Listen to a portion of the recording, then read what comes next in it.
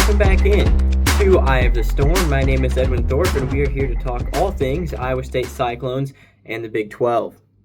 Let's begin today with some men's basketball. Iowa State 63, Kansas 84 was the score from Allen Fieldhouse on Tuesday. The Cyclones off to another slow start. This has really been the talking point in Iowa State circles for multiple games now, and it was the talking point going into this one. And it took about 2 minutes for it to become apparent that Iowa State was yet again off to a very poor start in this game. Kansas came out in this game and attacked the paint early. They did it more effectively than anyone that we've really seen against Iowa State. And it was a really interesting approach because, like we talked about on the last episode, Iowa State's MO early in these games has been to take away the paint from teams and force their opposing bigs to kick the ball out and force the other team to take threes early. If they hit him, they hit him. If they don't, you're off to a great start. That's kind of been Iowa State's defensive philosophy. We're going to make you beat us by shooting the ball. But that's not what Kansas did. They did shoot the ball well. I believe they were near 50% from three in the game. But Kansas really came out and went right at Blake Buchanan early in this game. It was, maybe the most concerning part of the game for me was how Blake Buchanan looked in that matchup against Flory Badunga. The way that teams have, kind of had to attack Iowa State's defense, and we talked about this the other day, is by getting the ball into and out of the hands of their big man early on, right? You bring it across half court. Iowa State brings the double team at you, and the easy pass to make, the pass you have to make, is the guard will find the big man at the free throw line at the top of the paint. And where teams have had success is when that big man gets the ball out of his hands quickly. That's where you get open threes. But that's not what Kansas did, because when Iowa State would bring Blake Buchanan up to attack Badunga at the nail at the free throw line, Badunga did not pass the ball. He just went right at Buchanan, and Kansas got a couple of buckets that way early. It was really concerning because if Iowa State's entire mentality was to attack the paint or take away the paint, and Kansas was still having success attacking the paint, you kind of knew it was going to be a long night on defense, and that's exactly what it was, because Kansas's success in the paint, of course, opened up all sorts of outside shots. Trey White was inexplicably wide open the whole night in this game. Again, it's kind of a thing that flows from the offense having success in the paint that leads to open shooters on the outside. But Trey White was not the guy that you wanted to leave open if you were Iowa State. He's a 43% shooter on the year. Iowa State just let him get comfortable early. In this game, he goes 5 of 7 from the three-point line. Milan Momcilovic type numbers from Trey White. And he made, I think, 3 or 4 in the first half and just put Iowa State in a big hole almost immediately. And once it got to, I think it was 9-20 at one point, you kind of knew what was going to happen. The biggest play in this game, Bill Self talked about it, a lot of people have been talking about it, was Elmarko Jackson, a player who, just to give you some background, he came into Kansas last year, it might have been 2 years ago, as a 5-star recruit. Heralded recruit, big-time prospect. They brought him in to take over games, and he just didn't do it. This was last year. This was a big reason why Kansas was disappointing last year. They counted on getting a lot out of their freshman, Elmarko Jackson, and they didn't get it. Some thought he would be a draft pick. He obviously was nowhere near that. Didn't even start games by the end of the season. A lot of people wrote him off, but he didn't write himself off. Man, credit to Elmarko Jackson because he got to work and he has really emerged as a different player this year. And the play that he made in that game on Tuesday, when it was 14-9, Iowa State had finally gotten a little bit going offensively. Kansas had missed some threes early. They missed some shots in that game early that could have put Iowa State in an even bigger hole than they were somehow. But when they were, starting to get a little bit colder shooting the ball, Iowa State forced a turnover, or what should have been a turnover, and Killian Torrey, ball hawk that he is ready to pick the ball up, take it the other way for a dunk that would have gotten Iowa State within 3. Game on. Except Elmarko Jackson dove on the floor, ripped the ball away from Torrey, and found an open man for a three-pointer. Just an absolute dagger in the game. I don't know if there was anybody who watched that game. You could tell the crowd knew it. I knew it sitting on my couch. I don't know if anyone who watched that play didn't think to themselves in that moment, oh boy, Kansas might pull away with this. Man, that kind of play is just so huge for momentum in the game. Basketball is a game of momentum. It's a game of runs. The question is, how do you stop the momentum when the other team has it, and how do you keep building yours? And man, when Iowa State had some momentum, Kansas not only stopped it, they took it all right back with that play. Just an insane play from Elmarko Jackson, a guy who was never known for getting on the floor, diving after loose balls. A guy who really, had everything set up for him, the kind of player that sometimes you wonder, do they start getting a big head? Are they really putting in all the effort? Are they stat padding? Or are they just thinking about the NBA? Well, that is not Elmarko Jackson this year. It might have been last year. But man, the effort that he came out with and, just being able to make that play was so huge in the game, and it just got the ball rolling. Iowa State was not able to stop that momentum for nearly the entirety of the first half. Again, the slow start from Iowa State, predictable. What happened early on in this game, Kansas's ability to attack the paint where other teams hadn't been able to do so, just brought their offense to a whole new level. It may be exposed a weakness in Iowa State's defense. We'll see. You won't face many bigs like Flory Badunga the way that he's playing this year. But when you play Houston, JoJo Tugler, we know how good he is on that Houston team. Toby Awaka, Koa Pete at Arizona. You won't face many bigs like Badunga, but you're going to face some who are even better in Big 12 play. You could even go BYU. Kei Bakeda is a guy who dominated Iowa State on the boards last year. I think he had 15 rebounds in that win in Hilton. So you're going to see some of those bigs in big-time games, and Blake Buchanan and Dom Plata are going to have to step up. And not only was Kansas's advantage there big on the offensive end, they kept Iowa State out of the paint early. They shut down Buchanan. They shut down Plata. And Iowa State made a strategic decision that just did not make a lot of sense to me. They went small. Again, in that game, I think you have Buchanan played just 14 minutes, and Plata only played 8. So think about that.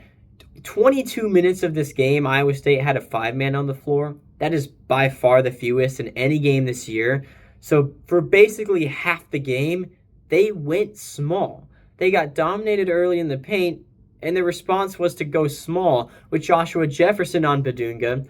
And I know he's strong. I know he's big. He's a great 4-man. But Jefferson wasn't able to do anything offensively against Badunga. He was able to limit him on the defensive end. He did a great job on the defensive end. It's one of the reasons why Joshua Jefferson is such a good player. You can count on him on both sides of the floor. But Iowa State wasn't able to count on him on the offensive end because they sent him right at Badunga. It was a matchup I didn't like in the game. I couldn't understand why he kept trying to take it at him.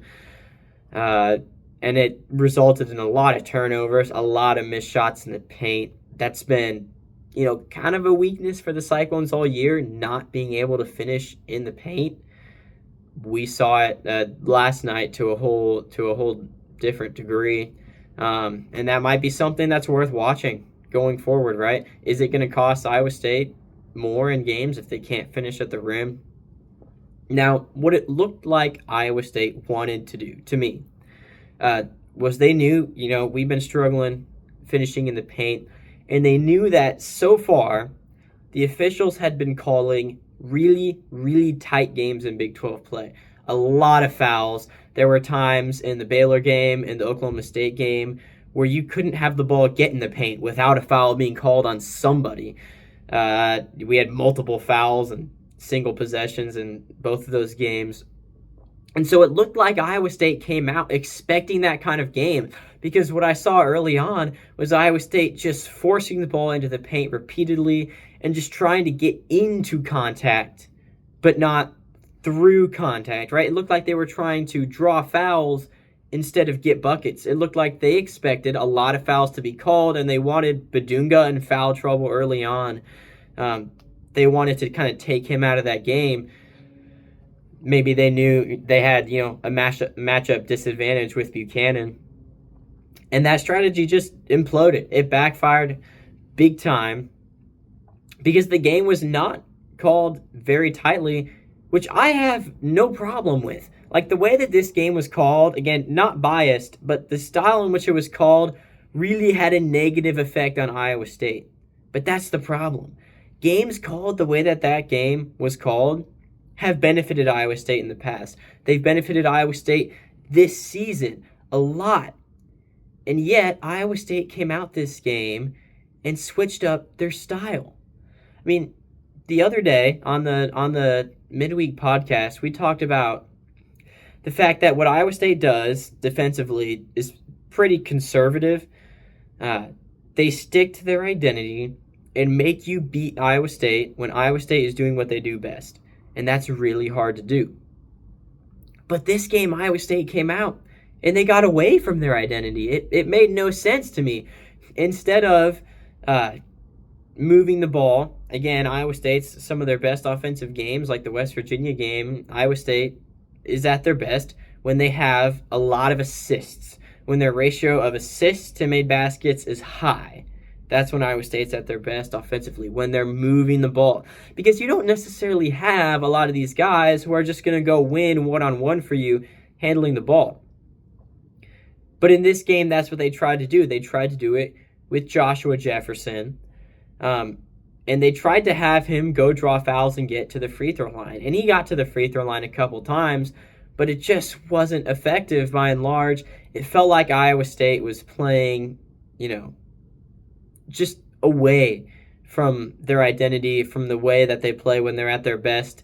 It looked like, they were kind of rattled by the atmosphere. It looked like they expected a fight from Kansas, and everyone knew they would get a fight from Kansas. When Kansas lost that game on Saturday to West Virginia, I was like, oh boy, it's going to get real down there in Allen Fieldhouse, a venue that we know is one of the best in the country. I think it's the best in the country. But Iowa State's rarely played. Normally you go down and you play in the Phog and you play a really good Kansas squad. On Tuesday, Iowa State played a desperate Kansas squad in the Phog. It's a combination that we have not seen much over the years with the success that Bill Self has had. But we saw it Tuesday, and it was something else. And it looked like Iowa State knew that was coming, and they just kind of overthought it. Instead of playing their game, they tried to adjust. And I get it. They tried to adjust to how the officials have called games so far. And the officials just called a different game from the ones that Iowa State has seen in the past. But if Iowa State would have played the way that they normally do, I think they would have benefited greatly from, the officials letting them play a little bit. And that was unfortunate. Now, as far as the slow starts go, I'm not sure that Iowa State really can fix or can change the way that these games have played out early on. Obviously, they've had some slow starts, nothing like the Kansas game. They got down 44-16 in this one. When was the last time we saw an Iowa State team trailing by 28? I mean, I don't even know. It might have been that Texas Tech game in the Big 12 tournament 4 years ago. That was the first TJ team. They kind of faltered towards the end of the season, had a nice winning streak, but then they played a good Texas Tech squad and got obliterated in the first round of that tournament in Kansas City. I think that might have been the last time I've seen an Iowa State team trailing by 28. I could be wrong. Someone will probably fact check me on that. But that was definitely the last time I've seen an Iowa State team get dominated the way that they got dominated in the first half of this game. So obviously there's a lot of things you can do to prevent that. Shoot the ball better to start with. Iowa State shot it horribly to start this game. They turned it over on half of their possessions, and Kansas shot the ball really well and didn't have a turnover for like 10 minutes. That's the worst recipe that you can possibly have, obviously. So I don't think we'll ever see a start like this again this season from Iowa State. Certainly to be hoped not. But I do think we'll see more slow starts. I know it's something that TJ Altenberger and the team have talked about, and they're probably trying to address it. But the way that they play, the way they've had success, I think is just conducive to some of these games being really choppy to start off with, because of the way that they have been, playing to their identity. They come out and they have a defense, and they tell you, hey, we're going to take away the paint. We're going to bring the double team. If you want to beat us, you have to do it shooting the ball. And teams, when they're able to shoot the ball, have been able to get some leads on Iowa State early, right? And then Iowa State sees what they're doing. They figure out, all right, who's hot, who's shooting the ball well today, who isn't. And then they adjust and they take away what the other team wants to do. And that's a formula that's worked very well, even if it has resulted in some slow starts. This was on a whole nother level. I think it was just a perfect storm. Obviously, it's the Phog. Iowa State, I don't know why Iowa State was a favorite in this game. I mean, I know why, statistically. The metrics said that Iowa State should be a favorite in that game, a small favorite. But I don't know that there is a home court advantage big enough in terms of points that odds makers could give to that building. I don't know what the typical home court advantage is in college basketball. I think it's 4 to 5 points. The Phog is much, much bigger than that. If you've watched both of their home conference games so far, a huge comeback in the first one, absolute blowout of the number 2 ranked team in the country in the second one. This Kansas team, man, at home, you just don't beat them. It has been so rare that Kansas has been beaten in that building, even when teams have given them a run for it, like we saw in the first 2 years of the Altenberger era, games that came down to the wire down there. That building is just so hard to win in. I hate playing down there. Every time Iowa State goes into that building, it doesn't matter how high you're ranked. It doesn't matter what the point spread is. It just you never feel good going into it. You never feel confident.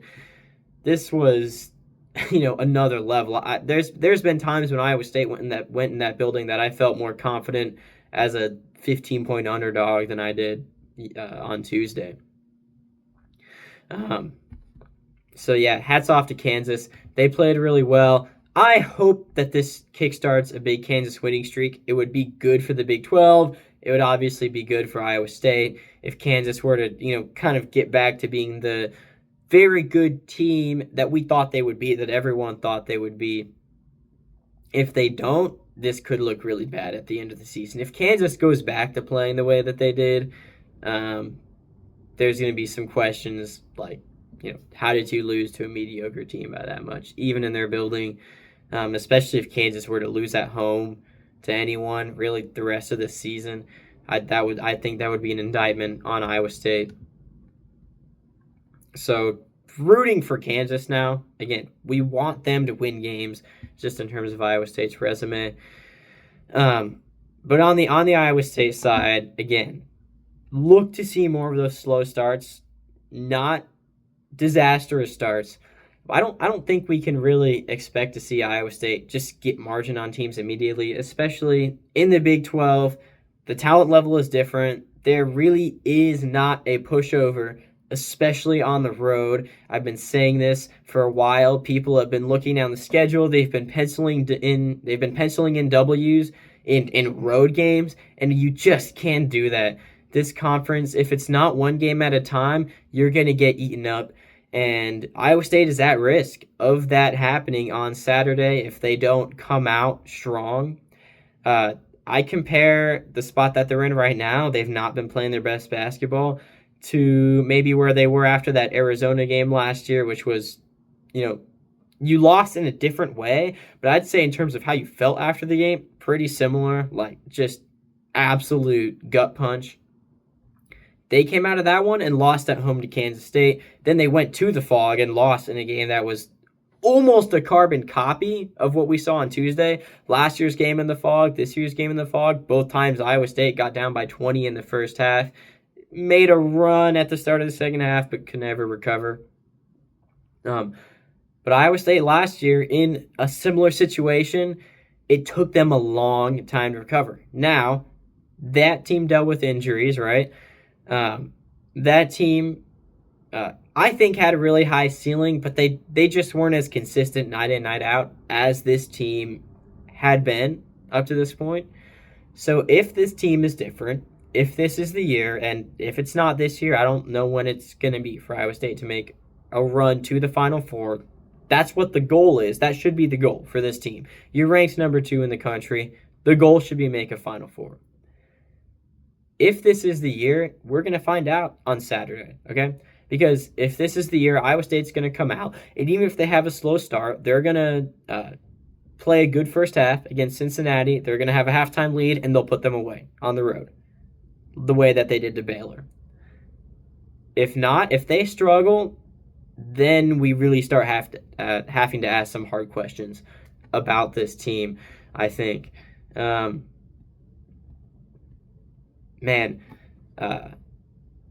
to go with those slow starts, we have seen Iowa State play really well at the end of the first half, the beginning of the second half. I'm not really sure why that is. I've watched all these games, and it just feels, the turnover margin, they force a lot more turnovers in that period. I would say the middle 10 minutes of the game, 5 minutes on either side of halftime. They force a lot more turnovers. It feels like they get on fast breaks. They get to the paint better. That leads to more shots going in. And it feels like that's been the period of the game where Milan Momcilovic has gotten going. I said the other day, as he has gone, so has gone the Iowa State offense. That was the case again on Tuesday. One of the reasons I think for their offensive struggles was they didn't get him the ball early. They tried half-heartedly to get him some touches, but it was always like 30 feet from the hoop. They never covered up, too. They never gave him a great chance to actually go and make something happen. And I think if Iowa State is going to come out and have more success offensively in these games, they have to hunt Momcilovic.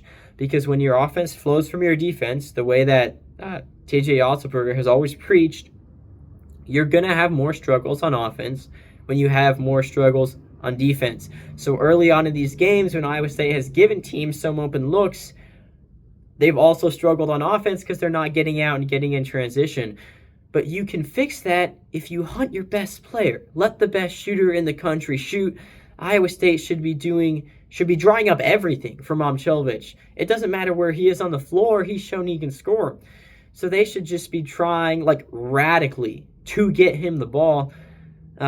He doesn't need the same kind of space that Jefferson needs to operate in the paint. He doesn't need the same kind of space to shoot that Lipsy or Torrey or Jefferson need to shoot. He just doesn't have a lot of the same weaknesses. He's been really good at not turning the ball over. His handles have been, he's not going to blow you out of the water with his ball handling, but he doesn't turn it over. He doesn't get fleeced.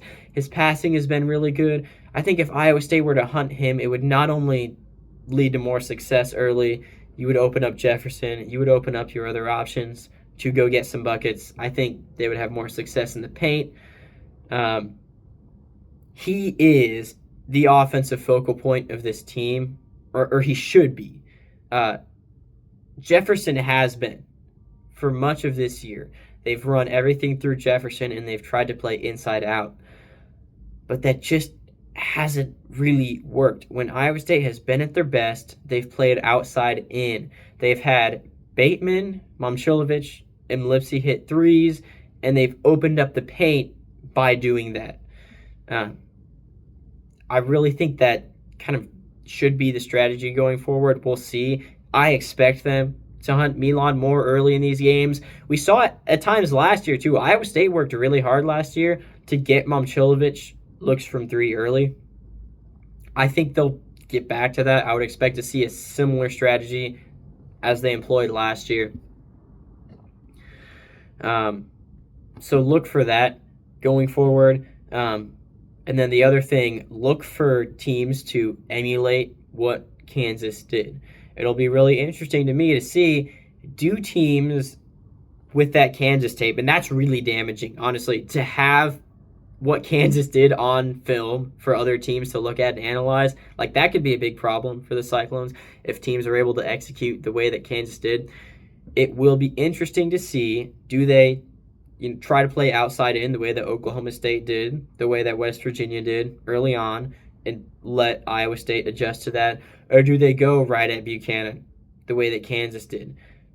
It'll probably depend on how teams feel about their bigs compared with Flory Badunga, who's one of the best in the country at Kansas. But that will be what I'm watching. Where do Cincinnati shots come from early on? Are they in the paint? Do they go at Buchanan?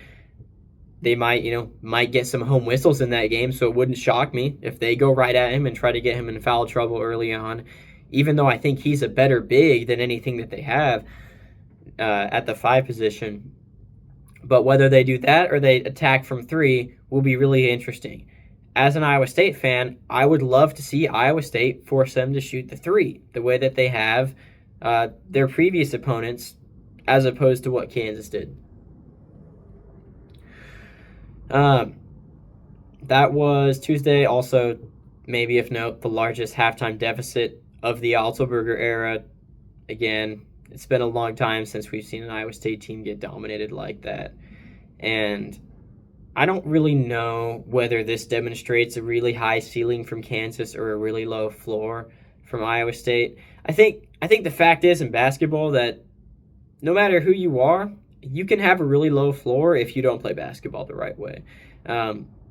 If you get stuck offensively playing iso ball, and if the other team strategically attacks you well and has the talent to do it, anyone can make you look silly. So I'm not as worried from the Iowa State standpoint of like, oh, this team has a low floor. I really don't think they do. I think they actually have a pretty high floor. I think that Kansas just has the potential to be really good. And they showed that specifically with how players outside of Darren Peterson played. Darren Peterson in that game, he goes, I believe, 5 of 16 from the floor, make that 6 of 15 from the floor, so 40%, 2 of 7 from 3. He only got to the free throw line once. Iowa State really defended him well, but they sacrificed some open shots from other players to do it. It looked like they weren't really just trusting Torrey to go at him, and Torrey did a good job, I would say, an above-average job on Peterson. But it was clear Iowa State didn't feel like they could just stick Torrey onto Peterson and lock him up the way that they have some other players. I think Peterson's physical profile has a lot to do with that. He's bigger, a lot bigger than your Braden Smiths, even than a Bennett Sturts. He's just a different type of player. Iowa State felt like they couldn't quite trust Torrey. It will be interesting to me to see going forward, do they give Torrey more of a leash? Do they put more trust in him in those spots to just play his game and play good defense so that they don't have to help over on players like Darren Peterson? Now, you won't see many players like Darren Peterson the rest of the season. But Iowa State will play Kansas again in Hilton. And in that game, I would really love to see Iowa State actually force Darren Peterson to beat Killian Torrey. Because that's a matchup I feel like Iowa State at least has a chance to come out on the better side of. Whereas when you're collapsing 3 guys onto Peterson, people like Trey White are going to be wide open. Melvin Council, and they will beat you. Kansas is not just Darren Peterson. They have a lot of talented players. Again, Jamari McDowell, Trey White, great 3-point shooters. They proved that between them. They go 7 of 10 for the game. Melvin Council is not a good 3-point shooter. He even had a good game going 2 of 3 there. That I'm not so concerned about. He hit some tough shots. Good players are going to do that. So in the next game, I would just love to see Iowa State make Peterson beat them. Don't give Badunga what he wants. Don't give Melvin Council what they want. Don't give Trey White and Jamari McDowell space to shoot. Let's see what Peterson can do on Torrey. Looking forward now, Iowa State is at Cincinnati. on Saturday. Cincinnati, statistically, is one of the best defensive teams in the country. Now, Iowa State, at their best, has the kind of offense that can beat any defense. We've seen that. We saw that with Purdue. But if you're not playing your best, if your defense isn't working and it's not flowing to offense and you're not getting in transition and you're not giving Milan Momcilovic the ball, Iowa State can also go on really, really dry stretches, and we saw that, a 20-2 run in the Kansas game, the kind of thing that has just kind of been part of the offensive identity in the Otzelberger era, is these spells where Iowa State just can't buy a bucket. Now, those have become more and more spread out. They've happened much less. Every single year of the Otzelberger era, the offense has improved. But if you're going to make a Final Four, you just can't have those. You have to eliminate those. You have to find a way to stop the runs. And in that game, it's not that I don't think they had a plan. I think in the Kansas game, their plan was, we're going to stop ourselves from having droughts by getting to the foul line, by putting their best defenders in foul trouble. And the game just wasn't called in a way that was conducive to that. I think Iowa State expected tight refs, got loose refs. I would say, look, we can't bet on the referees to bail us out. Like, even if we've seen in a majority of the games them call it a certain way, we just can't count night in, night out on the referees being consistent. It's not that they're going to, hurt Iowa State relative to the other team. It's not that they're going to come out and make biased calls. It's the style of officiating and the fact that it hasn't been consistent. I thought that it was. I thought coming into this game that there would be a lot of whistles, that they might favor the home team as they tend to do in college basketball. And that just wasn't the case. That really surprised me. It probably has a lot to do with the fact that Iowa State got like the best officiating crew in the country for that game. And you'll get data too. You'll see all these officials again at different times. So I think another thing Iowa State, an area you can find an edge is saying, look, here are these officials. Is how they've called our games so far. So let's tailor our offensive attack accordingly. But if you're going to do that, you still have to be ready to adjust. And it didn't look like Iowa State was in that game when it wasn't kind of called the way they needed it to be called. And going into Cincinnati, I expect another game with a lot of fouls. But again, that's kind of a crapshoot. We don't really know. These are two really physical teams defensively. So you could certainly see the refs maybe let it go to try and, keep play going and not disrupt the game too much. They certainly didn't seem to have any problem disrupting the game against Oklahoma State. So you just don't really know. If I had to bet, I would say this is going to be a game where there's going to be a lot of free throw shot, and Iowa State will need to get downhill and get to the foul line.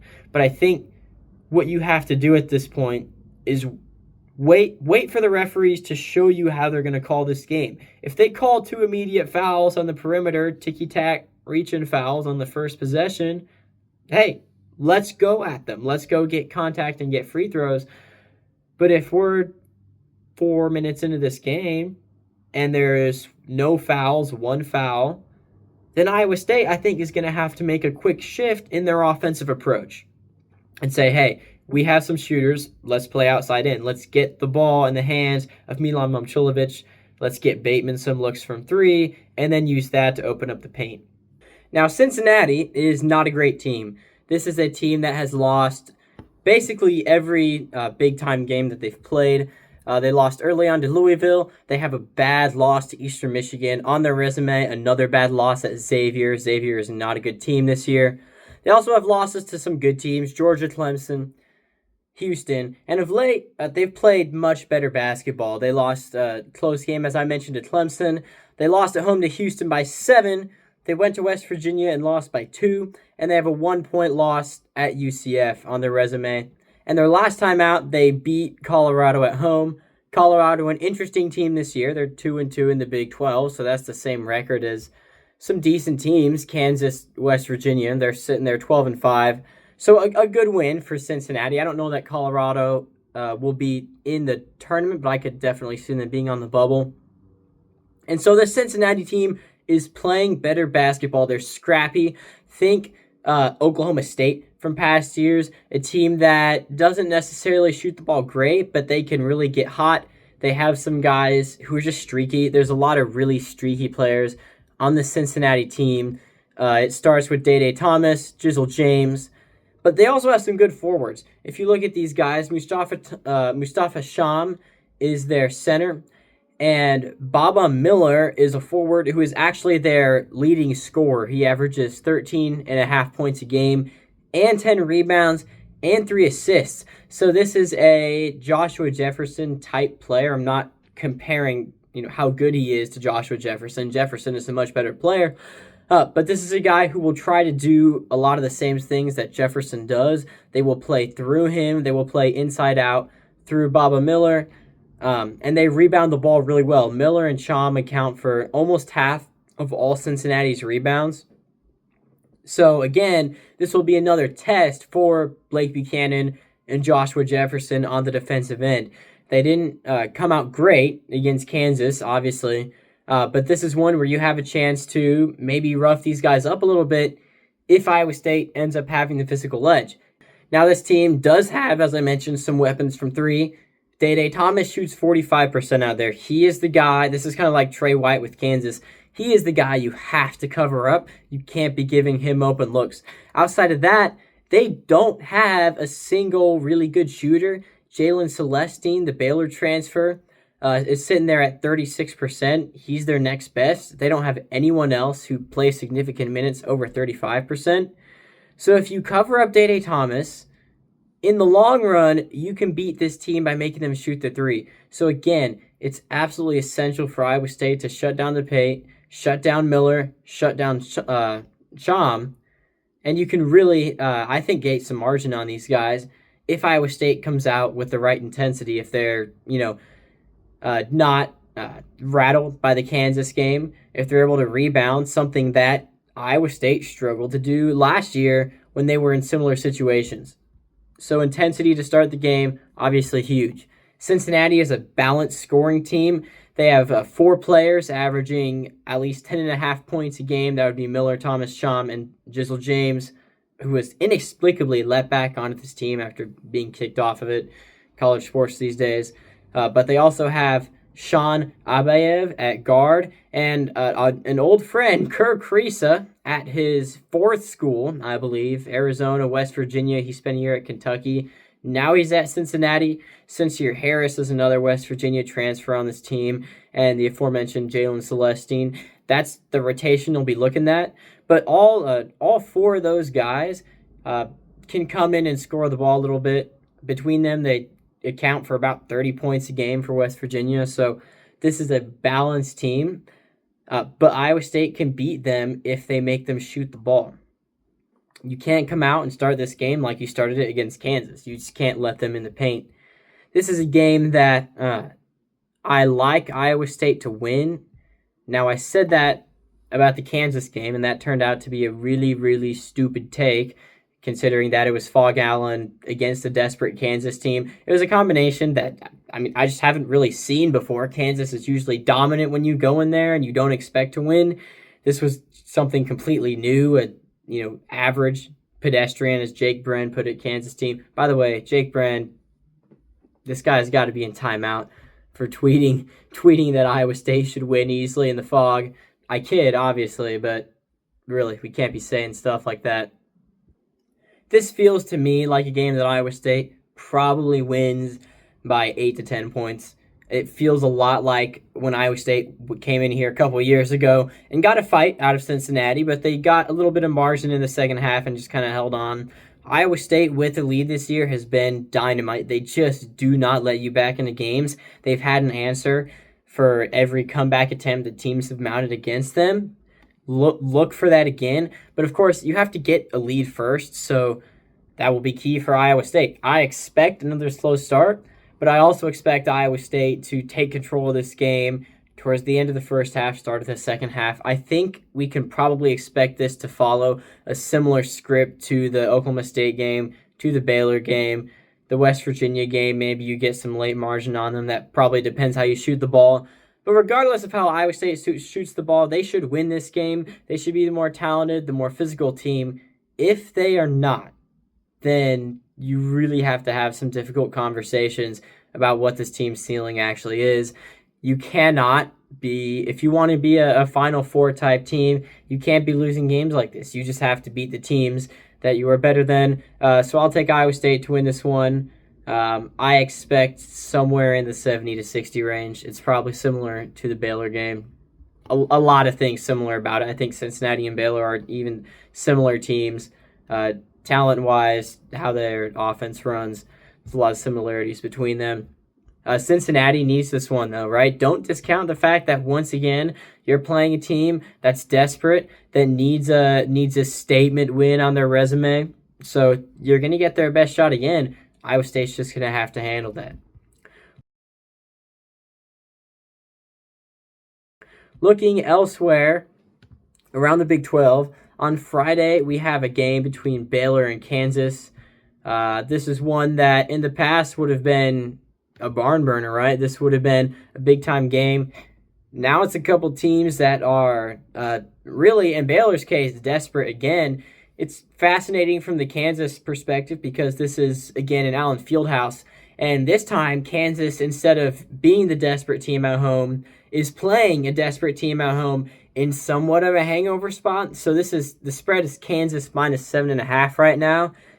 I wouldn't be shocked if Baylor won this game. They played really well at Oklahoma State. But that win doesn't do a ton for them. It obviously ends their losing streak. They're now 1-3 in the Big 12, but they still need statement wins. This would be it. Look for Baylor to come out swinging. Now, of course, it's Allen Fieldhouse. We saw TCU come out swinging. A lot of good that did them in the end. So, again, expect Kansas to win. Don't be shocked if Baylor finds a way to take that game. If we look back at some of the results this week, on Tuesday, it was Baylor winning at Oklahoma State. As I mentioned, they put up 57 in the first half of that game. Oklahoma State had a good game offensively. If you look at their numbers, their shooting splits were pretty solid, 46-40. They didn't have a great day at the free throw line, but they didn't get there a ton. But Baylor was just better on the offensive end all around. They shot 50% from three, which is almost always going to get it done. If they can continue that, then I think they have a really good shot to beat Kansas. Oklahoma State is a team that's played some really good basketball, but they're not in a great spot right now. They've lost 3 of 4, have the win over UCF on their resume, but it's been a rough schedule for them so far at Texas Tech, at Iowa State, obviously against Baylor. They have a game against Kansas State on Saturday. That's a late one, 9 p.m. Really interested to see how that one turns out. But two, again, desperate teams. The middle to bottom tier of this league has a lot of talent. There's a lot of teams that, if they just had a 3, 4, 5 game winning streak, could be back on the in the bubble conversation. But all of them need those wins right now, and there's obviously not enough wins to go around.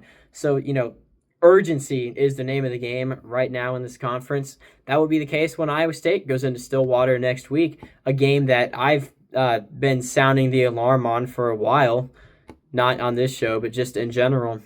I am really concerned about Iowa State in that game. We saw them lose in Stillwater both of the last 2 times they've been down there, so I don't love how that one sets up, but we'll talk about that next week. Also on Tuesday, Houston destroyed West Virginia. Not much to talk about there. West Virginia still 2-2 in the Big 12. I think that they're another team that they need a big win this weekend. And if they get that, they can kind of get back into the NCAA tournament conversation. Man, Houston looks really good. They look better than Iowa State right now. I'd say Houston probably looks like the best team in this conference. If I had to power rank right now, I would go Houston, BYU, Arizona, Iowa State. All very close, all really good teams, Final Four caliber teams. I think there's a little bit of a drop-off to Texas Tech, obviously in Kansas. But I think Houston probably playing better basketball than anyone else in this conference right now. On Wednesday, it was Arizona escaping Arizona State. That was at home, a home game for Arizona. They trailed it at the half by 1, had a great second half, put up 51 points, got the win. Koa Pete, a double-double, 24 and 10. I'm really interested to see if Iowa State can slow him down in that big-time matchup at the end of the season. Arizona, maybe not the greatest home court advantage. I don't know why it isn't. They have great crowds when they play there. It's a tough place to win, but teams have demonstrated the ability to go in there and compete, as Arizona State did. Arizona State, man, they have a conference win, but they just doesn't feel like they have the talent to really compete. They can prove me wrong if they beat some of the other teams in that same tier of the Big 12. Maybe they can look to elevate themselves, but as of now, not seeing it with them. TCU led at half at BYU. By 6, they end up losing to the Cougars, 76-70 in Provo. This was a game that we talked about on the last show, and I say keep an eye on that one. TCU needs a big win. They tried their hardest, man. They weren't quite able to get it done. Very similar to the Arizona game last week. But TCU, man, is a team that has played a rough schedule so far. Their conference games, Baylor at Kansas, Arizona at BYU, their schedule lightens significantly coming up.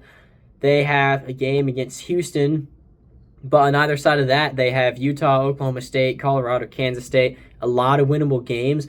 Don't be surprised if this is a team that has a winning conference record by the time they play Iowa State on February 10th. Keep an eye on them. They are a tournament caliber team, in my opinion, the way they've been playing, but they need to win some games to build up that resume. And for the Big 12's sake, it'd be really nice if they were able to do that. Also on Wednesday, Texas Tech beats Utah. That one in Lubbock. Utah is not a good team, 8-9 overall. I think they're the only Big 12 team that is under 500 overall. 0-4 in conference. They're not going anywhere. First-year head coach. Give them some time. Cincinnati beat Colorado. Again, mentioned that already, but a big one for Cincinnati. Disappointing loss for Colorado from their side of it. They could also be in the bubble conversation if they pick up some wins. There's a lot of teams in this conference sitting at 1-3 or 2-2. If they just stack a couple wins, you're looking at even like fringe top 25 in the tournament conversation type teams. It'll be really fascinating to see which ones are able to do that. UCF in the same boat, although they beat Kansas State and are now 3-1 in the Big 12, a road win for the Knights. I think this validates a lot of what we saw in their win over Kansas. Obviously, they lost to Oklahoma State, and there were a lot of questions. They were ranked for a minute, but a lot of people thought they were fraudulent. This was a big-time win, though, to go into Kansas State, win that one by 9. They controlled basically the entire game. They're 14-2. It would be good for the conference if UCF were able to put together some wins. They come to Ames next week. Circle that game. The next 3 games are not easy for Iowa State. None of them are getting enough attention. Cincinnati, UCF, Oklahoma State, 3 teams that are right on the edge of maybe breaking through and need a big-time win. You will get their best shot. So that's it for the Big 12 slate from midweek. Looking ahead to the weekend, obviously we talked about Baylor and Kansas. On Saturday, we have Iowa State, Cincinnati. It's a 1 p.m. tip from Cincinnati. That game is on Peacock, unfortunately, for many of us. But hey, go listen to John and Eric, man. They're doing great stuff on the Cyclone Radio Network. It's never a bad day when I get to hear them call a game. TCU is at Utah. TCU needs this game badly. I expect them to win it. I think they're a much better team than Utah. The line on that game right now is there is no line on it yet that I can find. I expect TCU to win that game. ESPN match predictor agrees with me there. Arizona is at UCF. Man, it would be really nice if UCF were able to win this game from an Iowa State perspective, because then you would get Arizona coming home off of a loss, you would get UCF going on the road after a win, which I think would be a much better spot to face UCF in than if UCF were to lose this one, which they probably will. Again, it is Arizona, but if Arizona does in fact win that game, you're going to get another desperate team in Hilton next week, and you're going to get their best shot. Colorado is at West Virginia. That's at 5 o'clock on Saturday. two teams, we just talked about this, right? In the middle, the lower tier of the Big 12. Both of them can start to elevate themselves with a win. They're both 2-2 in conference. 11-6 West Virginia. They have a key win over Kansas. Colorado at 12-5 doesn't have a key win. A road win here would be a big one for them. I would expect West Virginia to come out with the win at home, but that's really a toss-up game. Kansas State is at Oklahoma State. Oklahoma State should win that one. Jerome Tang, man, looks like he is out of answers. He has no clue what's going on with his team. Rough spot to be in for him, for that team. Even with PJ Haggerty, who's a great player, but they kind of lucked into him in the portal at the last second anyway. Their money has just not translated to wins. It feels like that program is not in a great spot. I wonder how long Tang's leash is at this point. Oklahoma State needs that win. I think they'll probably get it. And then BYU is at Texas Tech. Man, I have no idea what to expect from that game. Both of these teams are capable of making a Final Four. I'd say Texas Tech is on the fringe of that discussion. They have the top-end talent, the stardom to do it at home. I cannot wait to watch this game because that arena is going to be on fire. The USA, always difficult place to play. I think it's the top 15 atmosphere in the country, highly underrated. But if anyone was going to go in there and win, it would be BYU. They're right there with Houston and Arizona playing the best basketball in this conference right now. The band stud has not hit a freshman wall. He just keeps getting better. Really impressive to watch. But the talent around him at BYU is what makes them such a good team, man. They have guys who can beat you. Richie Saunders was a star for them last year. He was the main man on the team. They went and got A.J. DeMansa. Now they can just have Richie Saunders in a secondary role. Who would have thought? They're so deep. They're really good. If I had to pick the game, I would pick BYU to win. But Texas Tech probably needs it more, so don't be shocked at home if they come out with that one. I just think BYU is underrated, even at number 11. It wouldn't shock me if they got into the top 5, top 3 at some point this season. This game would be a significant step in that direction for them. And we do have a game on Sunday. Arizona State is at Houston. Not much to say there. Expect Houston to come out with that win. Moving on to the Iowa State women. They are not a good basketball team right now, folks. This is a team that looks dead. Their main problem now is that without Ariana Jackson, they have no answer for the best player on opposing teams. Colorado wins in Boulder yesterday, 68-62. Iowa State, their fourth straight loss, now 2-4 in conference play. It wasn't that long ago, I don't think, that people were predicting this team to be 6-0 at this point. Obviously, that went by the wayside a while ago, but the turnovers and rebounds are absolutely destroying this team. Even when there's some good things that they do offensively, they were better at attacking the middle yesterday. They did a better job of finding creative ways to get Crooks the ball and taking advantage of open shooters to hit threes. They went 40% from 3. But you get out-rebounded by 15, I believe it was, 13. 46 rebounds to 33 was the edge for Colorado. 18-8 on the offensive glass. And when your opponent is taking 10 more shots than you every game, that puts you in a significant hole to start with. You have to be significantly more efficient when you're ceding 10 extra shots to your opponent. Iowa State goes 39% from the field. Colorado only 36% from the field in that game, but the extra shots make a difference. Colorado also much better at the free throw line, something that hasn't really been a problem for the Iowa State women, but when everything else seems to be going wrong, why not? And then 17 turnovers again. Guys, this team is being reckless with the ball. And I say reckless, it's more like they're forcing passes. They can't find a way to beat what teams are throwing at them defensively. The extended defense, taking away the paint, trying to just cut off all passing lanes. If you force the ball as far away from Audie Crooks as possible, and then put a bunch of people in the point guard's face and put a bunch of people in Audie's face, it's really hard to get the ball to Audie Crooks. That's all that teams are really doing here. And Iowa State just has not been able to make them pay. Even on a night when you make 11 threes, you turn the ball over so many times with bad passes that it's not enough.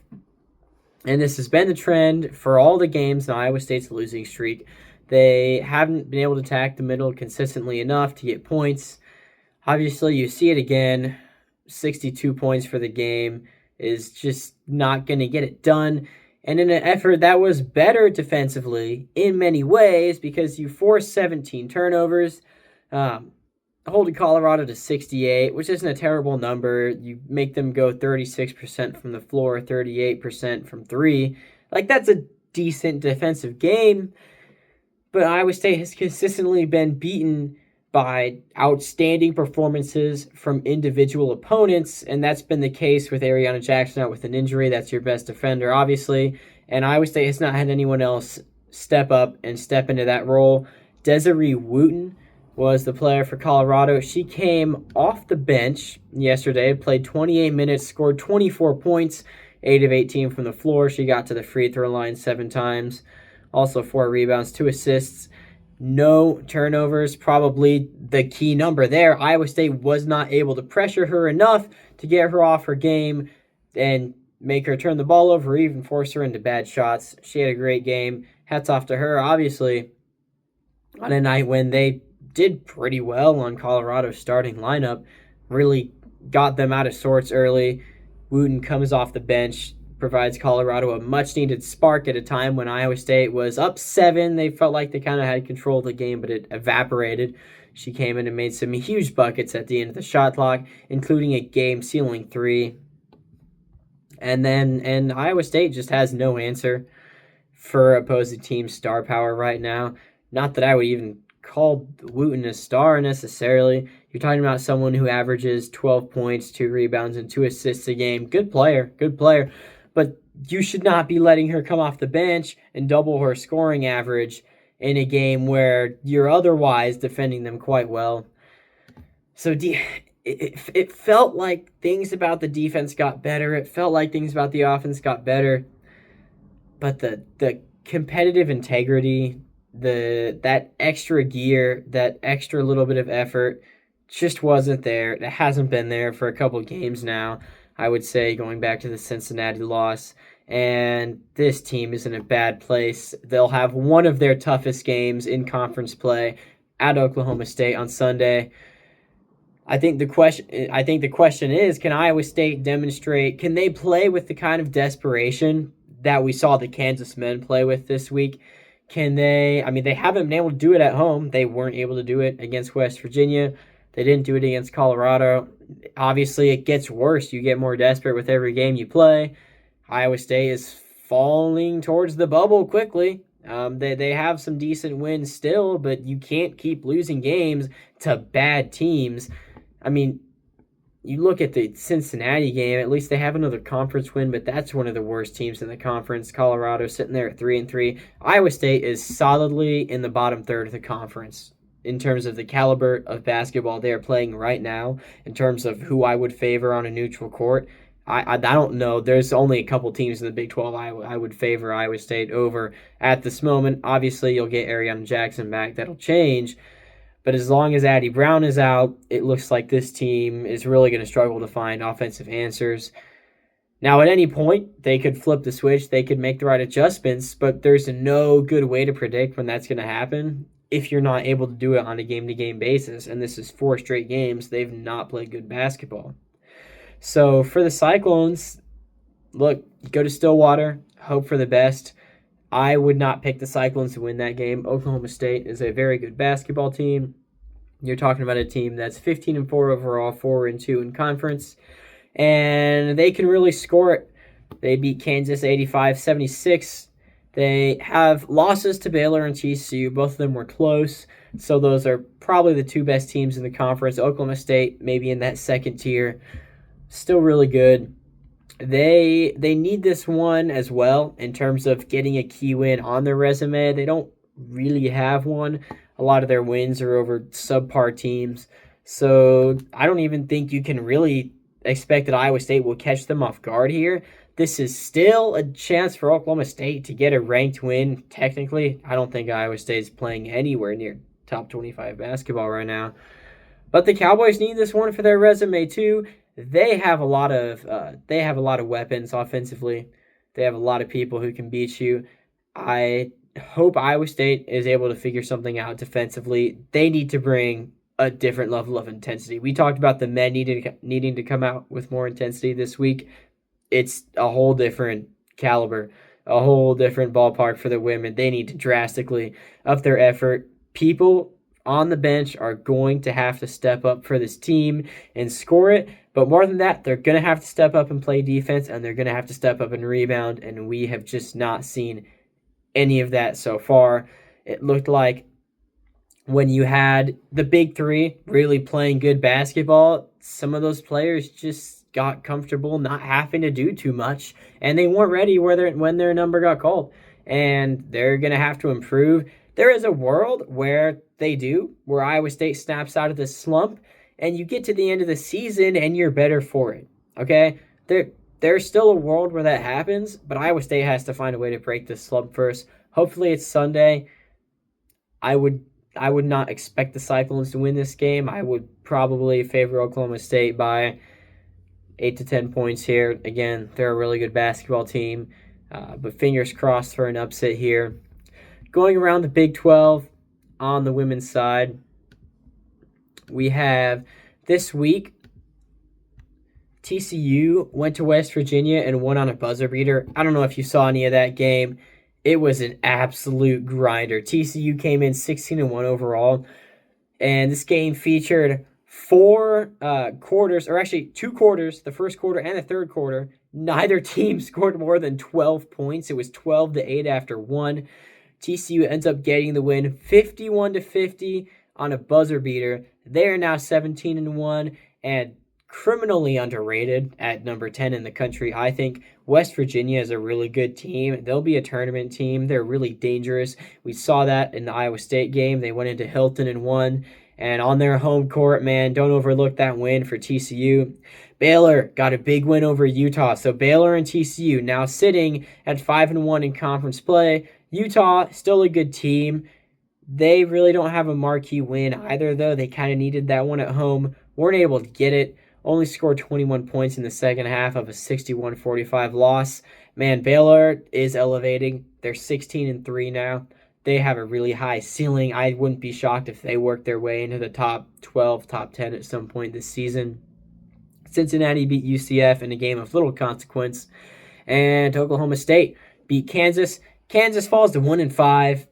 It feels like when you watch them, they have the chance to be really dangerous. We saw that at Iowa State, but maybe that was just Iowa State not playing great basketball. Kansas 11-7, 1-5. Can score it, but they just don't have any defense.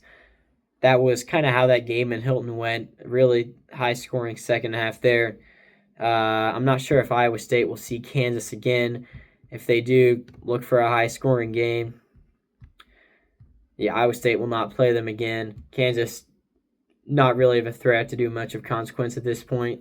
This conference is Texas Tech, TCU, and Baylor at the top. I think a pretty clear Tier 1. I think Baylor's into that Tier 1 now. They have some really impressive wins to back it up.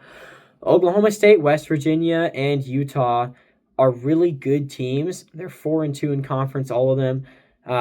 All of them still searching for a marquee win.